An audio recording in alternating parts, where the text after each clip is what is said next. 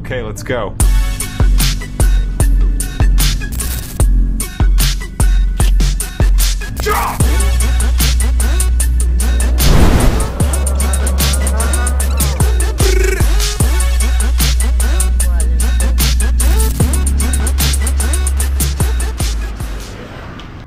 So, dito tayo ngayon sa Insta360 Ace Pro 2 natin. And I am now using the iLog color profile. So, ito yung itsura niya. Yan. So, dinisable ko lang yung stabilization. So, walang EIS stabilization to ngayon right now. And here's the quality of the iLog color profile on this Insta360 Ace Pro 2 with the voice enhancement feature para mas marinig nyo ng klaro yung boses ko without any wind noises and very little lang yung mga background noises.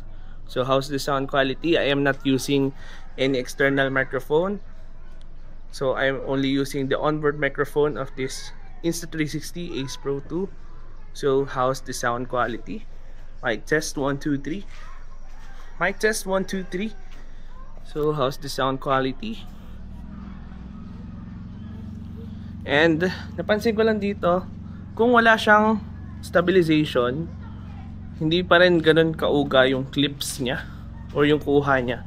Kung gagamitin natin siya ng handheld lang tapos walking lang tayo, so hindi siya ganun ka uga or kaalog.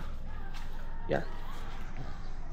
And mag-apply tayo dito sa video natin ng Motion ND. So try natin lagyan ng Motion ND. Mic test 1 2 3.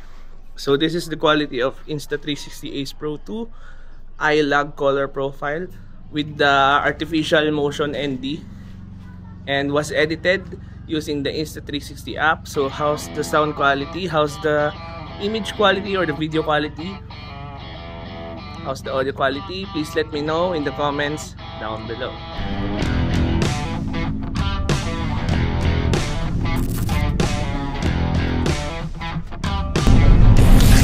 In this clip, we are still using the iLog color profile and without stabilization.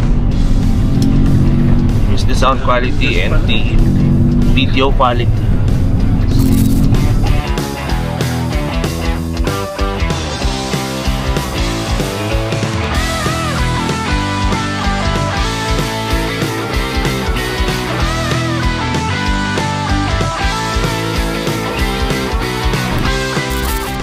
Yan, so medyo low light na yung environment dito. Insta360 Ace Pro 2 pa rin. Mababa yung stabilization and iLog color profile tabi. And that's all for this video. If you have any questions, please let me know in the comments down below.